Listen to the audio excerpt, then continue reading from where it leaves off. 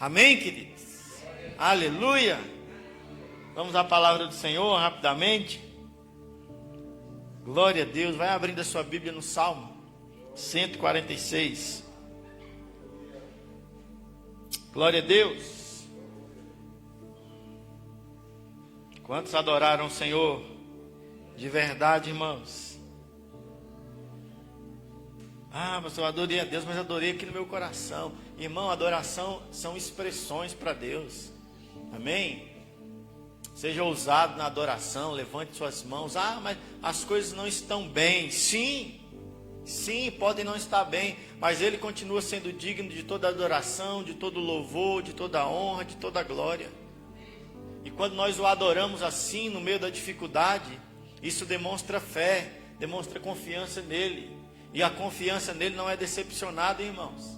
Quando nós demonstramos confiança nele, o milagre vem, acontece, para a glória dele. Amém? Aleluia. Então dá um sorriso para algum irmão aí, debaixo da máscara mesmo. Alô, meu irmão. Veja meu sorriso aqui pelos meus olhos. A graça e a paz do Senhor. Eu te amo. É bom estar com você hoje. Aleluia. Que bom que você veio. Glória a Deus. Amém? Abriu aí a sua Bíblia? Glória a Deus. Aleluia.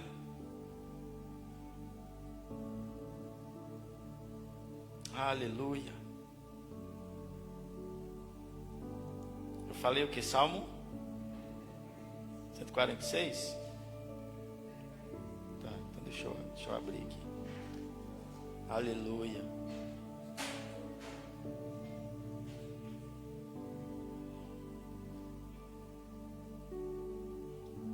Aleluia. Começa dizendo Salmo: louva, ó minha alma, ao Senhor. Louvarei ao Senhor por toda a minha vida. Cantarei louvores a meu Deus enquanto eu existir. Aleluia. Glória a Deus. Cantarei louvores ao Senhor enquanto eu existir. Engrandeça a Deus, irmão. Entregue-se ao Senhor em adoração e louvor. Entregue o seu coração a Ele, porque Ele te socorre. Ele sempre te socorre. Ele sempre alcança a sua vida com socorro. Ele sempre cuida de você, irmão. Amém? Ele sempre cuida da sua vida. Deus dá graça para você. Deus dá favor merecido para você. E esse é um exercício poderoso de fé. Adorarmos ao Senhor, engrandecermos ao Senhor, com mãos levantadas, com boca aberta, cantando as canções, com uma expressão de adoração verdadeira a Ele, porque Ele socorre aqueles que são humildes. Amém? A Bíblia diz que Ele se opõe aos soberbos, mas Ele socorre com graça os humildes. Você crê nisso? Abra aí em Provérbios, no capítulo 3, Provérbios no capítulo 3. Amém? Leia o versículo comigo, o versículo 34. Amém? Versículo 34. Ele despreza os arrogantes, os soberbos. Porém, o Senhor concede graça aos humildes. Concede graça àqueles que confiam nele. E graça é favor. Ele concede favor. Ele alcança com poder, Ele alcança com cura, Ele alcança com poder, com suprimento, com misericórdia. Ele alcança as nossas vidas, irmãos, quando confiamos nele, não na nossa força. Olha o que está escrito em Abacuque, no capítulo 2.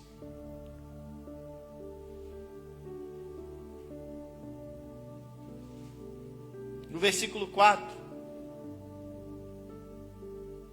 Ele diz assim: escreve, pois, eis que o ímpio está cada vez mais arrogante, é desprezado por Deus.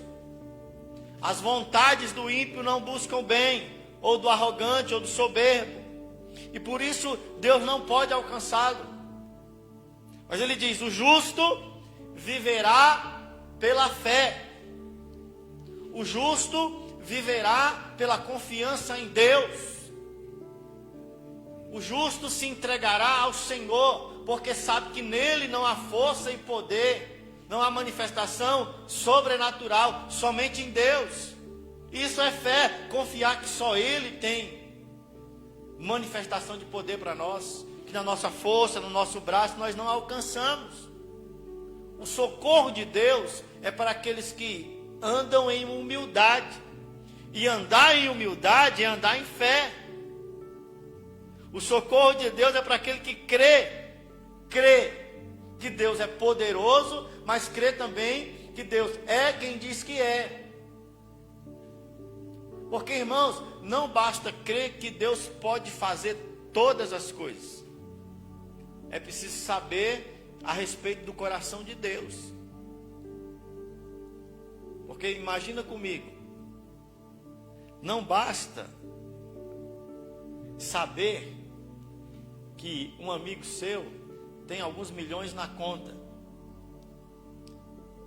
Isso não dá direito a você de receber da parte dele.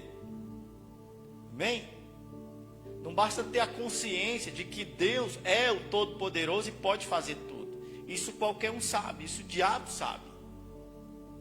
É preciso, e falando a respeito de fé, é preciso saber que o coração de Deus é um coração bondoso, amoroso e quer nos abençoar.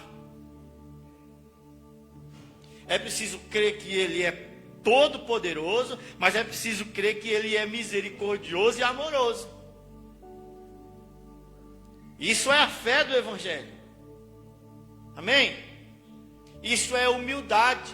Saber que Ele é todo poderoso, mas saber também que Ele quer nos abençoar, e só Ele pode nos abençoar, irmãos. Só Ele pode nos salvar. Que na nossa força nós não conseguimos ser salvos. Muitos creem no poder de Deus, mas não creem que Ele é bondoso e amoroso.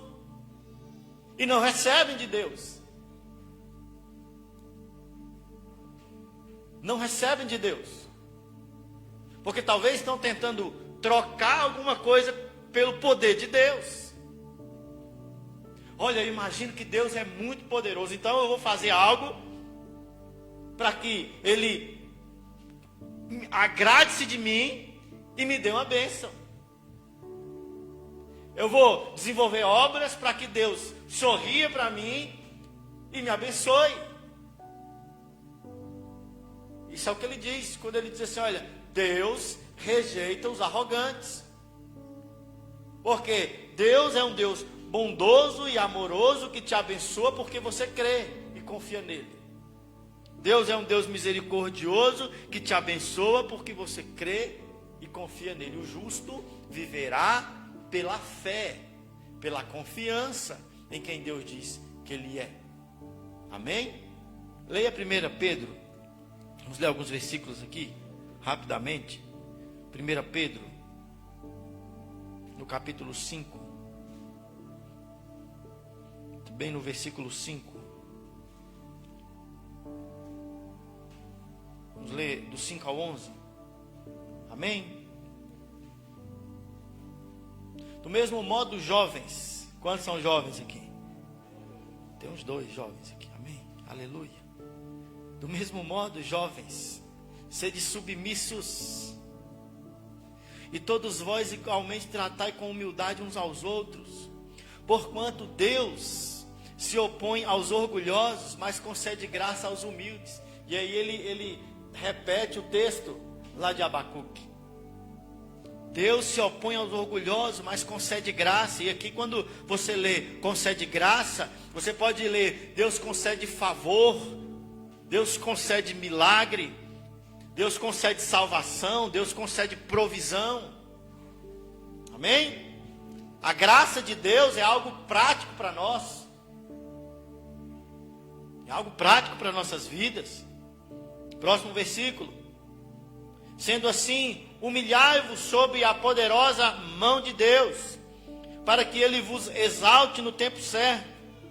Como? Lançando sobre Ele toda a vossa ansiedade, porque Ele tem cuidado de vós. Sede sensatos e vigilantes.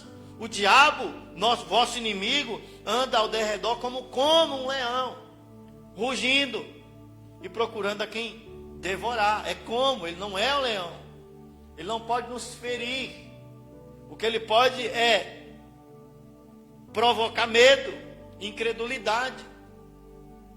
O verdadeiro leão é o nosso Senhor.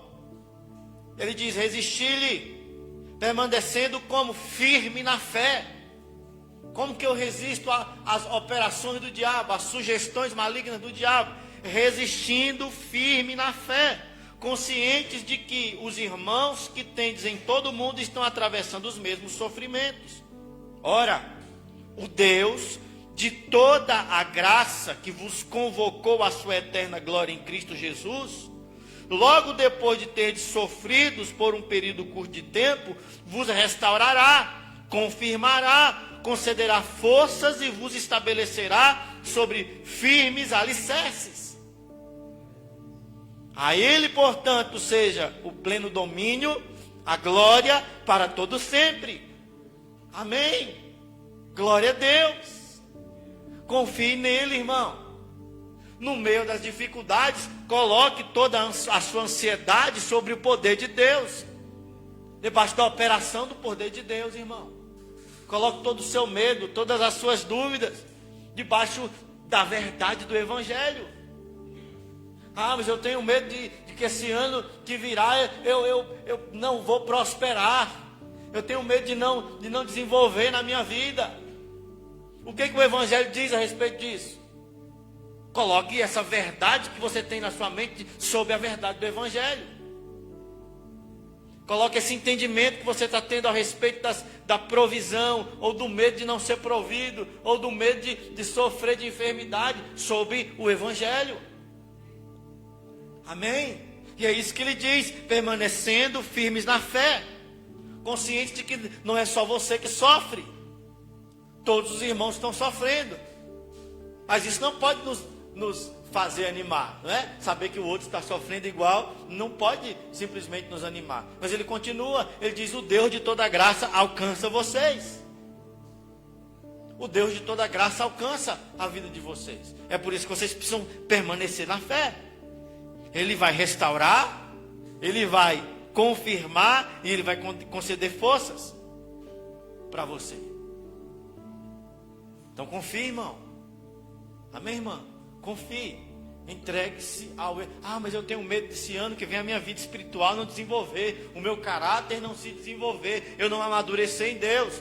Coloque isso sobre o Evangelho, porque o Evangelho diz que se você mergulhar no entendimento do Espírito Santo, na comunhão com o Espírito Santo, você crescerá, inevitavelmente. Que o Senhor te chamou para crescer nele, para amadurecer nele, inevitavelmente, irmão. Então entregue-se a Ele. Amém? Confie nele. Receba o favor da parte de Deus. Porque humildade e fé são irmãos, ou são irmãs. Andam juntos. Não dá para separar as duas coisas. Como assim, pastor? Porque para de fato ter fé e crer em Deus, eu preciso descansar e confiar que só Ele pode fazer. Amém? Dá uma glória a Deus para beber água aqui. Amém? Como assim humildade, pastor? Humildade é saber que em mim eu não tenho força, em mim eu não tenho poder, em mim eu não tenho autoridade, em mim não há manifestação nenhuma sequer de sobrenatural. Só nele. Isso é fé, irmão. É transferir o socorro, a prosperidade que eu recebo, que eu quero receber, a cura, tudo para Ele. É transferir os medos e jogar tudo sobre o poder de Deus. É saber que Ele me chamou porque eu não podia. Ele me salvou, Ele foi para a cruz, é porque eu não podia. Se eu pudesse, Jesus não precisava ter ido. Isso é fé, mas isso também é humildade.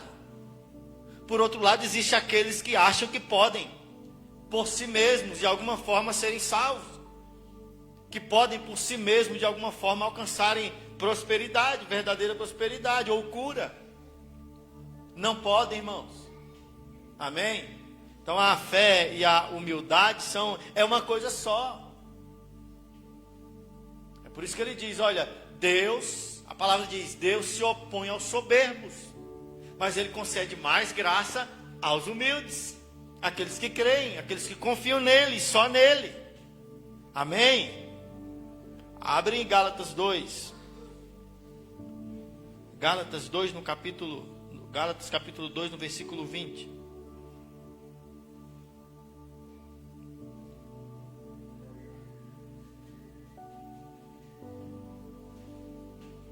Fui crucificado juntamente com Cristo.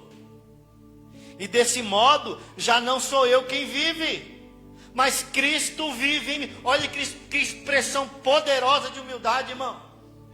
Agora já não sou eu quem vive, mas é Cristo que vive. A vida que eu tenho agora não é uma vida natural. Não é uma vida na força do meu poder, do meu braço. É uma vida na força do poder de Jesus, porque é Ele quem vive.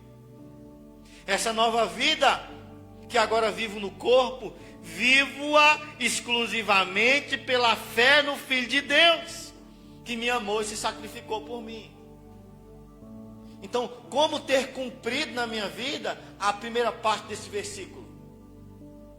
Já estou crucificado com Cristo. Como é que eu vivo isso na minha vida prática? De forma prática, irmão. O texto diz: vivendo exclusivamente pela fé. Eu achava que eu tinha que subir um monte com a cruz nas costas e me sacrificar, e acordar toda a madrugada e me martirizar e carregar peso sobre meu ombro. Eu achava que estar crucificado com Cristo era pagar o preço de alguma forma sofrível, de alguma forma dura. Era buscar uma vida de sofrimento, de negação. Não, irmão. É viver exclusivamente pela fé. Quando você decide viver exclusivamente pela fé, você está vivendo crucificado com Cristo. E viver pela fé é exatamente isso que eu disse para vocês agora há pouco. É se entregar à confiança de que Ele é quem diz que é. De que tudo que eu preciso foi feito na cruz do Calvário. De que o meu caráter lá na cruz já foi transformado. De que a santidade que eu preciso para viver e agradar a Deus já foi operada na cruz do Calvário em Jesus. E quando eu me entreguei a Jesus, eu morri para essa natureza velha. E agora o que eu vivo é uma vida nova. Uma vida que é agora pela fé. Uma vida que é agora pelo descanso nas verdades do Evangelho. Eu estou crucificado com Cristo. Não sou eu quem vivo. Essa vida nova que eu tenho agora na carne, aqui agora, temporária, é pela fé. É confiando que Ele é. Que Ele é. Me entregando em humildade. Porque muitos imaginam que quando nós pregamos fé, quando eu prego para você assim, olha, irmão, você está enfermo. A verdade que eu tenho para você é que você já é curado. Você está sentindo uma dor agora? A verdade que eu tenho para você, segundo o Evangelho, é que essa dor não tem direito de estar sobre o seu corpo. Você já é curado. Então nós vamos orar aqui, louvando a Deus e expulsando esse mal. Mandando esse mal embora. Com poder, autoridade, sabendo que o milagre virá.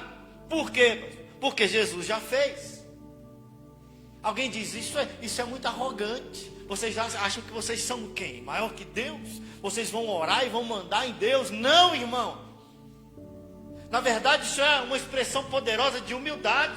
Porque eu estou dizendo, foi Ele que fez. Nós estamos louvando porque Ele já fez. Nós transferimos tudo para Ele. A glória é dEle, o louvor é dEle, a adoração é para Ele. Foi Ele que fez. Por outro lado, existem aqueles que dizem assim, olha, eu estou enfermo, eu vou para minha casa, eu vou desenvolver uma campanha, eu vou desenvolver alguma coisa para fazer com que Deus olhe para mim e me veja sofrendo e de alguma forma me dê o milagre, me dê a cura. Ou então olhamos para a vida e falamos assim, olha, irmão, vamos analisar aqui, talvez há algum pecado na sua vida que está fazendo com que esse mal esteja aí. Vamos olhar, porque talvez você errou essa semana e Deus permitiu que esse mal tomasse a sua vida. Então nós primeiro precisamos corrigir esse mal para depois Deus te dar um milagre. Mentira! A obra já foi feita. E quando Ele fez a obra, quando Ele consumou a obra, você nem era nascido, irmão. Quantos pecados você tinha cometido quando Jesus curou você na cruz do Calvário? Nenhum. Então por que você acha que Deus não pode te curar agora?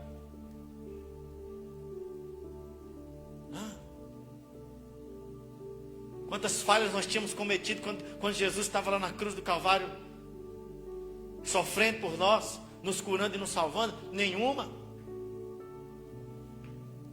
Então Ele pode te alcançar agora, meu irmão. Amém? Ele pode te alcançar agora. Pode alcançar sua família agora com salvação. E o que é preciso? Que eu viva exclusivamente pela fé. O que é preciso? Que eu me fale, olha, Jesus é o Senhor quem faz. É o Senhor que fez. Eu confio totalmente no Senhor. Em mim não há nada que possa fazer com que o Senhor me abençoe por mérito, por merecimento. Não há nada. Mas eu confio e eu expulso esse mal porque eu sei que o Senhor já fez. Porque o Senhor é bondoso e misericordioso, porque o Senhor me alcança. Amém? Isso é uma expressão de humildade, irmão. Andar e viver e vencer pela fé não é arrogância. Nunca foi. A verdade é a maior, é disso que Deus se agrada. Um filho dele andando segundo a vontade e o propósito dele. Mas por algum motivo, alguns imaginam que Deus se agrada daquele que se acha miserável, desgraçado e que não tem direito. E olha para Deus como alguém distante, que não quer abençoar e não quer dar, porque ele é um desgraçado que não merece, um pecador. Então, há um distanciamento de Deus, e de vez em quando há uma breve aproximação, dizendo, ó Deus, se o Senhor quiser, eu estou aqui. Sabe, Deus, se o Senhor de alguma forma quiser me abençoar. Não foi para isso que Deus nos chamou, irmãos. Foi para andarmos em intimidade com Ele, desfrutarmos daquilo que Ele tem e de quem Ele é. Foi para isso que Ele nos chamou. Amém? Jesus, irmãos, Deus, Ele se alegra com expressões de humildade e fé. Entenda-se, toda vez que eu falar aqui humildade, entenda-se fé. Amém? Ele se agrada. Abra a sua Bíblia em Lucas. Ele se alegra. Hoje é de Lucas, no capítulo 10. No versículo 21.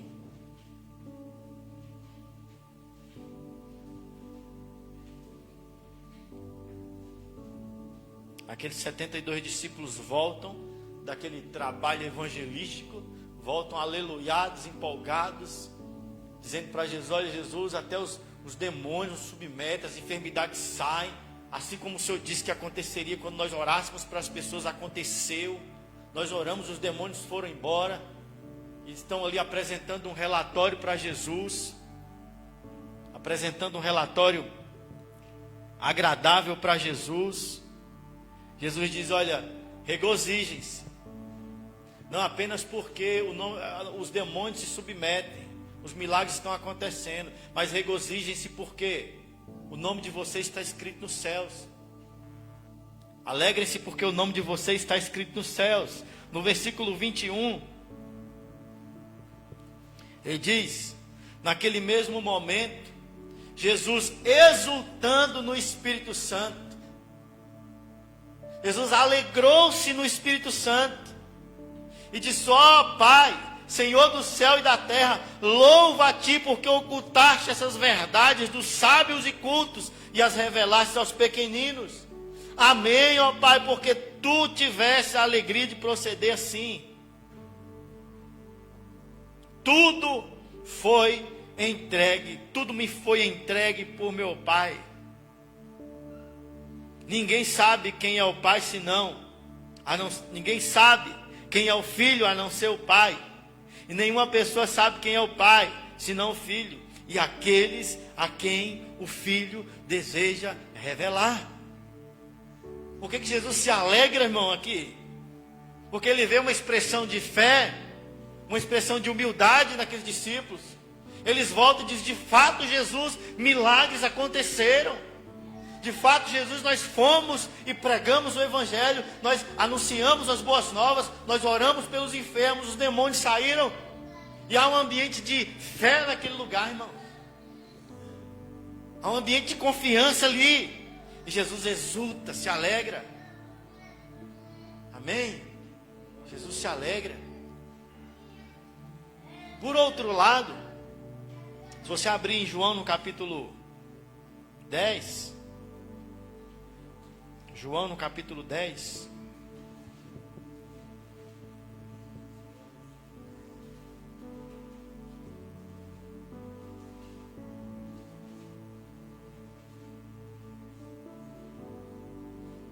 no versículo 17,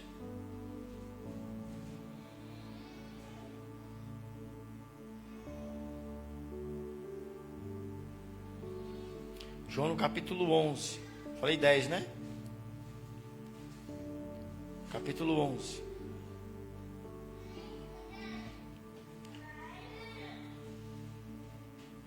Ao chegar, encontrou Lázaro já sepultado há 4 dias. Ora, Betânia ficava próxima de Jerusalém, cerca de 15 estádios. E muitos dentre os judeus tinham vindo a juntar-se ao grupo de mulheres que procuravam confortar Marta e Maria pela morte do irmão. Assim que Marta ouviu que Jesus estava a caminho, saiu ao seu encontro. Maria, no entanto, ficou sentada em casa. Disse Marta a Jesus: Senhor, se tivesses aqui, meu irmão não teria morrido. Olha só, irmãos, olha para cá. Jesus vem, e ela conhecia muito bem quem era Jesus. E diz: olha, Jesus, está tudo acabado.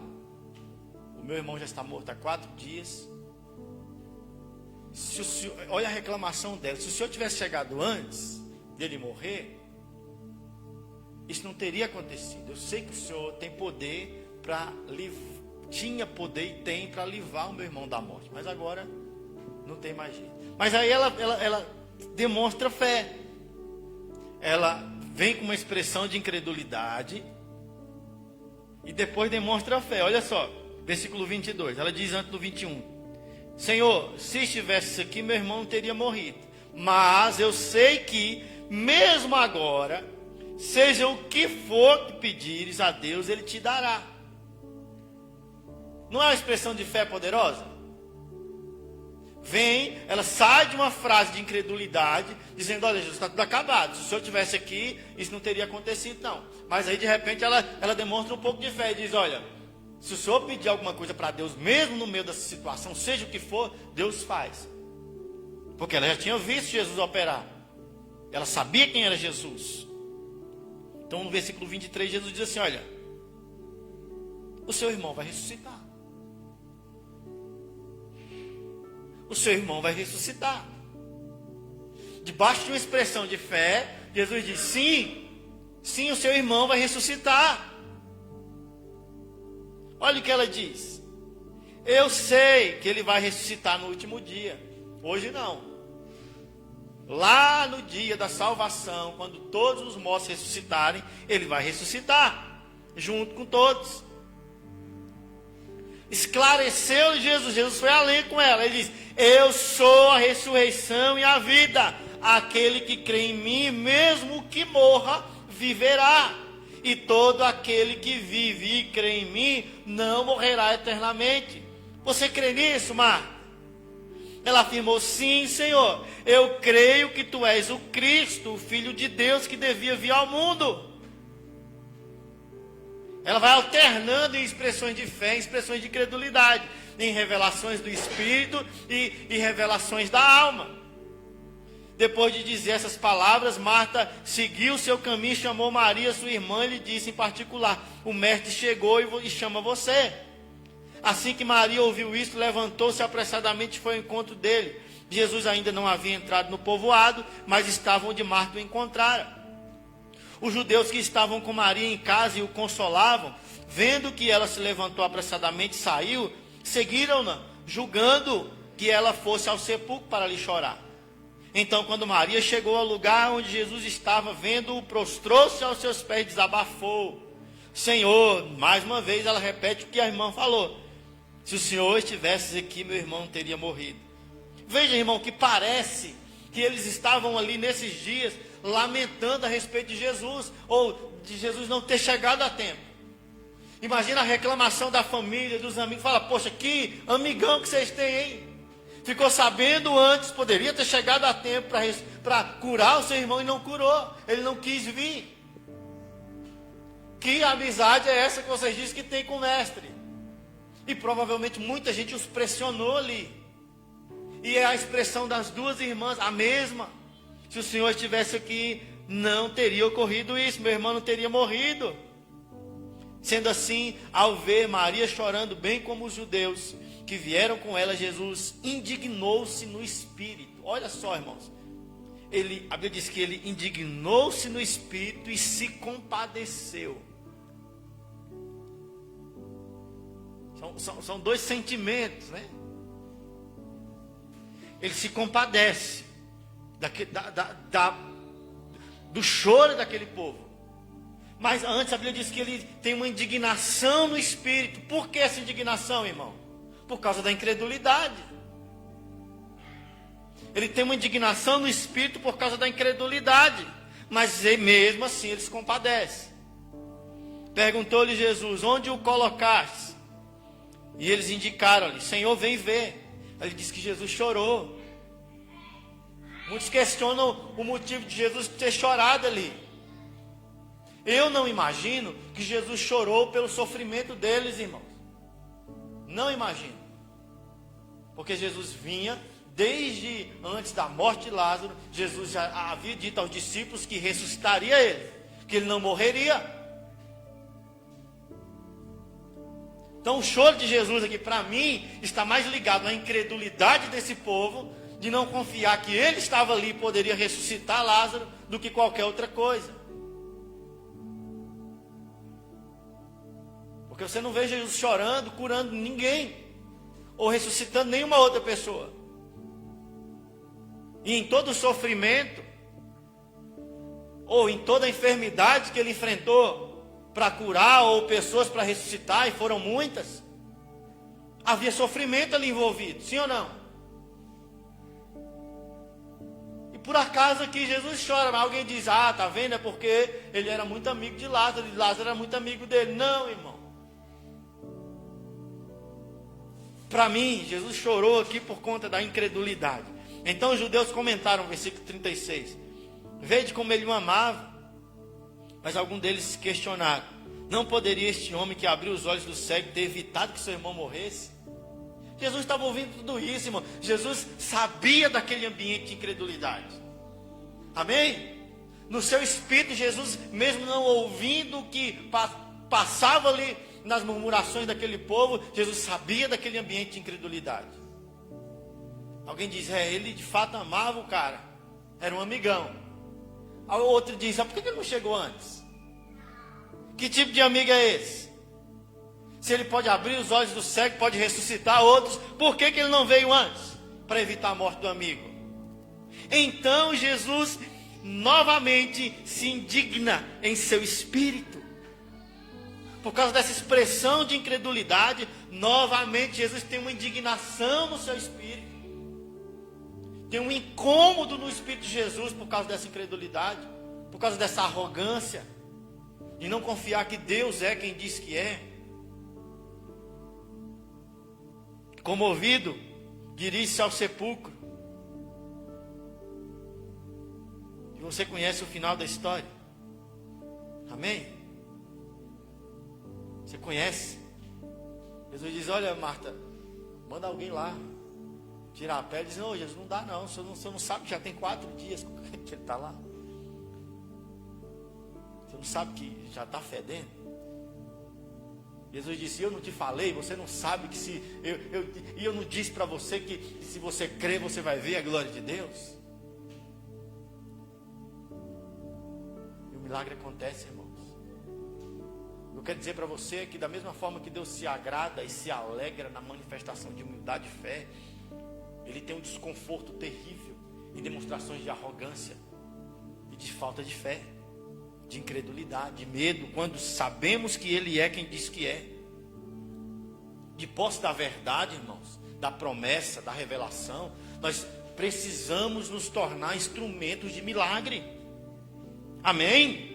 De posse da verdade, a nossa boca precisa ser boca profética da verdade. As nossas mãos precisam nos tornar instrumentos de poder, agindo como Jesus agiria, falando o que Jesus falaria, diante da tribulação, ou do problema, ou da adversidade. Sabendo o que Ele fez, e que Ele é quem diz que é, nós precisamos nos comportar como Jesus, confiando nele. Davi, quando foi enfrentar Golias, para os desavisados, pareceu um cara arrogante, sim ou não? Parecia alguém com uma arrogância. Eu não vou ler, outro dia a gente leu o texto lá em 1 Samuel, no capítulo 17. Não vou ler porque você conhece, mas outro dia a gente lê. Davi chega despretensiosamente no meio dos irmãos, né? Foi levar um queijinho para os irmãos, no meio da guerra. Chega no meio da guerra, fala: o que está acontecendo aí? Está tudo certo, tudo bem?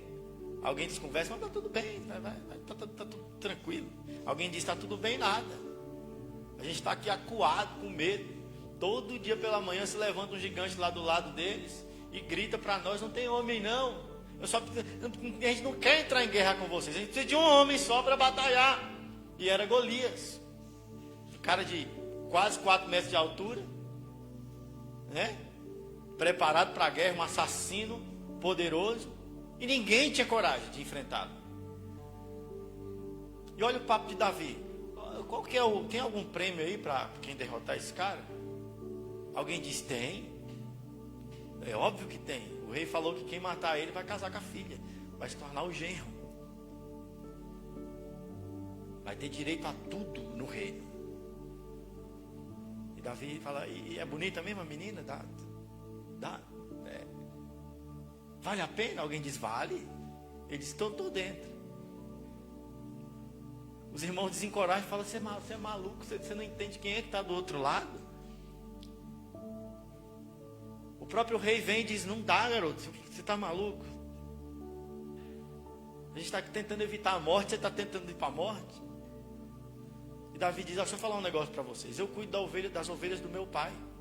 E quando o urso vinha tentar devorar as ovelhas do meu pai, está vendo, eu matava o urso. Eu matei o urso. Quando os leões vêm para tentar devorar as ovelhas do meu pai, ele diz: eu pego o leão pela juba. É isso que ele diz. E eu arrebento com eles. Então eu vou. Deus não pode ser desafiado dessa forma. Eu vou. O nosso Deus não pode ser desafiado assim. Porque Davi conhecia, e todos ali conheciam as promessas, irmãos, de Deus para a nação de Israel. Todos conheciam as promessas de Deus. Mas Davi foi o único a se posicionar como quem conhecia a verdade. E não importa, irmão, e não importava ali quem se levantaria para derrotar Golias. Não importava se era Davi ou o menino mais novo. Se fosse no nome do Senhor, teria derrotado da mesma forma. E Davi vai até aí. E a conversa dele com Golias é mais interessante ainda. Golias olha para ele com aquele estilingue, né, aquela funda, e diz: ô garoto, você está achando que eu sou um cachorro qualquer para você vir me espantar com essa pedrinha? Você está doido? Eu vou esbagaçar contigo. Davi diz: olha, você vem até mim com as armas preparadas de guerra. Eu vou contra você no nome do Senhor dos Exércitos. Davi poderia ir com mãos limpas ali, sem arma nenhuma, e ainda assim teria vencido. Então ele diz: eu vou até a ti no nome do Senhor dos Exércitos. E hoje mesmo eu vou arrancar a sua cabeça aqui, o seu corpo vai ficar aqui. E não foram só palavras, irmãos. A Bíblia diz que Golias partiu em direção a Davi correndo. E a Bíblia diz: você acha que Davi fez o quê? A Bíblia diz que Davi saiu correndo em direção a Golias. E o resto da história, como diz a história, você sabe. Amém? O milagre aconteceu. Por quê? Porque um homem decidiu confiar na promessa. Um homem decidiu confiar. E é assim toda a Bíblia. Por que você acha que Josué e Caleb foram os únicos daquela geração que entraram? Por que você acha? Porque eram estrategistas de guerra? Não, porque creram. Porque quando foram espiar e olhar a terra, voltaram com um relatório de homens de fé, dizendo: olha, a promessa é verdadeira, a terra é boa. E quando eles estavam ali falando, os outros 10, não, peraí, realmente a terra é boa, a terra é maravilhosa, porém há gigantes lá. Nós, comparado a eles, somos como gafanhotos. Não dá para derrotar aquele povo. As muralhas de sua cidade sobem até os céus, são intransponíveis, não dá para a gente ir lá. A terra é boa, mas Deus errou no cálculo. Olha para o nosso exército, nós não temos um. Como vamos enfrentar esse povo? E Josué e Caleb dizem: não importa como, o que importa é que há uma promessa. Há uma palavra de Deus dizendo que nós vamos entrar e vamos tomar essa terra. Então não importa como será. E para Deus, irmão, não importa o quanto o inimigo é poderoso e o quanto nós nos consideramos fracos. Entende isso? Porque Deus fará através do seu poder e não do nosso poder e da nossa sabedoria. Não importa o buraco que você se meteu. Não importa. Mas eu entrei numa situação que é muito difícil de sair. Para Deus isso não importa. Desde que você decida dar as mãos para Jesus, crer e confiar nele, que ele vai te tirar dessa situação. Não importa o motivo que te... mas é porque eu caí por prazer mesmo, eu queria cair. Isso não importa. Para Deus isso não importa. Desde que você levante a mão, entregue-se a ele e diga: ó Jesus, me tira desse buraco. E ele vai te tirar.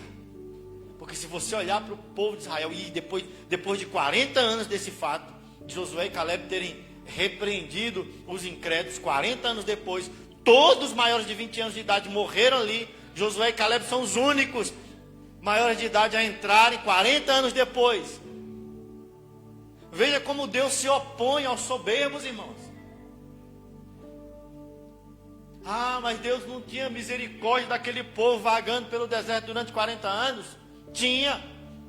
Deus queria alcançá-los com graça? Queria. Mas Deus alcança os humildes e os que creem, os que confiam. E 40 anos depois, eles se colocam de frente à cidade, de frente a Jericó. E uma muralha enorme está ali.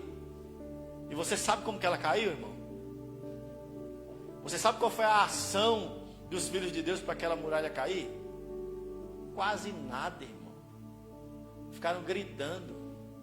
Ah, mas Deus deu uma estratégia miraculosa. Não, Deus deu uma estratégia maluca que não caberia num trabalho de guerra. Deus diz, olha, rodeiem a cidade, fiquem andando e no final das contas vocês gritem. Ah, meu Deus, que maluquice é essa? Nem umas pedrinhas nós vamos tacar nesse muro para ver se ele cai. Não, irmão, porque para Deus não importa o quanto nós somos e nos consideramos fracos. Não importa. Amém? Deus está interessado no quanto nós confiamos no poder dele. Deus está interessado no quanto nós confiamos na santidade dele. Ah, mas eu não estou conseguindo ser santo. Você nunca vai conseguir. Enquanto não se entregar e confiar nele.